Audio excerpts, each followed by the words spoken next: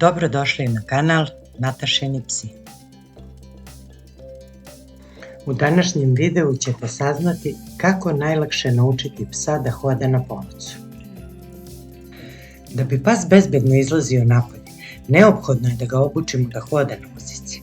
U njihovoj prirodi je da vole da hodaju i trčkaraju, posebno dok su napolju, ali im nije prirodno da im je kretanje ograničeno. Biće potrebno neko vreme da se štene ili pas naviknu na povodac, ali zbog njihove bezbednosti moramo biti uporni i svakodnevno vežbati sa njima. Naoružajte se strpljenjem, krećemo sa vežbom. Sa vežbanjem treba početi po dolasku psa u porodicu, to jest pre nego što počne da izlazi napolje. Prvo psa treba navići na nošenje ogrlice, a tek kasnije mu zakačiti povodice. Posebnu pažnju moramo obratiti na dužinu, to jest veličinu ogrlice. Ona ne sme da steže psa, niti da bude previše lava. Kada podesimo odgovarajuću veličinu, lagano je zakačimo oko vrata psa i posmatramo njegovu reakciju. Ako mirno prihvati nov predmet na svom telu, pohvalit ćemo ga, a ako počne da se buni, što najčešće rade, opomenut ćemo ga. Za nekoliko dana će navići i bit će mu sasvim normalno da mu nešto stoji oko vrata. Tek nakon što pas navikne da nosi ogrlicu, možemo početi na kratko da mu kačimo povodac. Dozvolit ćemo mu da hoda i da vuče svoju uzicu kuda želi, samo treba da obratimo pažnju da se ne zakači za neki deo nameštaja. Uz igru prvo možemo uzeti drugi kraj povodca i hodati u pravcu koje kuće želi, a kasnije, što bolje bude prihvatao povodac, vodit ćemo ga u pravcu koji mi želimo.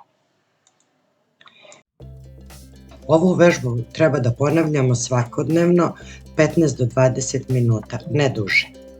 Ako pas počne da grize povodac, da skače i da odbija da hoda uz nas, opomenut ćemo ga i pokazat ćemo mu kako treba da se ponaša. A kada počne da sluša, obavezno ćemo ga nagraditi poslasticom i lepom rečju.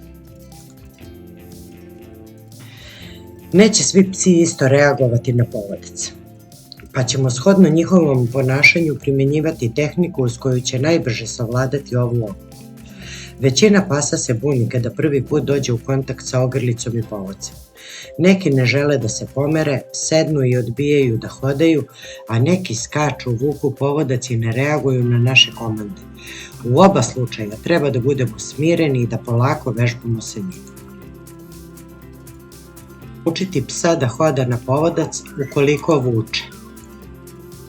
Energični i radoznali psi skaču i bune se jer im je kretanje ograničeno. Sačekat ćemo da se pas umiri i uz kratku komandu pored ili uz nogu počet ćemo lagano da šetamo i da vodimo psa u pravcu koji želimo. Umesto reči možemo koristiti kliker za dresuru pasa ili tapšanje po butini kako bismo psu stavili do znanja da hoda uz nas. Povodac treba da bude kratak, a kad štene navikne da hoda, uz nogu postepeno ćemo ga opustiti. Kako naučiti psa na povodac ukoliko se ukopa i ne želi da hoda? Ako pas sedne i ne želi da se pomeri, to znači da se uplašio ili da je tvrdoglav i ne želi da mu mi određujemo pravac kretanja. Naoružat ćemo se strpljenjem i lagano ćemo početi sa obukom. Držat ćemo povodac i udaljit ćemo se malo od psa. Pozvat ćemo ga da dođe do nas i kad posluša, obavezno ćemo ga nagraditi. Od pomoći će biti i neka omiljena igračka ili poslastica, da bi pas lakše prišao. Vodit ćemo ga po kući ili stanu, tamo gde je navikao da boravi i gde se osjeća sigurno, da bi se lakše oslobodio straha. Tek kada se oslobodi straha i krene da hoda uz povodac, počet ćemo da ga obučavamo da ide uz nogu. Izlazak napolje. Tek kad pas savlada hodanje na povodcu u kućnoj varijanti, možemo ga izvesti napolje. Bezbroj zvukova, mirisa i nepoznat teren bit će pravi izazov da pas savlada poslušnost i da hoda uz nas. Smireno ćemo mu dopustiti da onjuši teren i da se oslobodi straha od nepoznatog. Prvih nekoliko puta ćemo mu dozvoliti da hoda sam i njuška u pravcu koji želi, ali ne smemo puštati povodac iz ruke.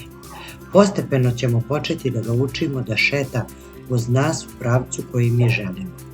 Komande treba da budu iste kao i u kućnoj šetnji, bez obzira da li su to reči, kliker za dresuru ili tapšanje po gutinu. Psi brže hodaju od nas, pa će prvih nekoliko dana biti potrebno da malo brže hodamo, a vremenom ćemo šetnju prilagoditi našem tempu. Ne treba psu da dopustimo da nas vuče i da hoda ili trči ispred nas, jer će nas takva šetnja izmoriti. Lagano ćemo tempo psa prilagođavati našem tempu. Ne smemo preskakati nagradu kad odradi ono što od njega očekujemo, jer verujte mi, najlakše uče uz pohvalu. Savet za izbor ogrlice ili povodca. Bez obzira da li odlučimo da psu stavimo ogrlicu ili jam, potrebno je da bude odgovarajuće veličine. Kada se pas navikne na ogrlicu, bit će potrebno vreme da prihvati jam i obrnuto. Vrsta, dužina i širina povodca treba da bude prilagođena veličini i karakteru psa. Na tržištu se nude razni povodci, a savjet je da se izabere kvalitetan povodac dužine od 1,5 do 2 metra. Trud i napor koji uložimo da naučimo psa da hoda na povodac bit će višestruko nagrađen, jer duge šetnje sa ljubimcem blagotvorno deluju i na naše psihofizičko zdravlje.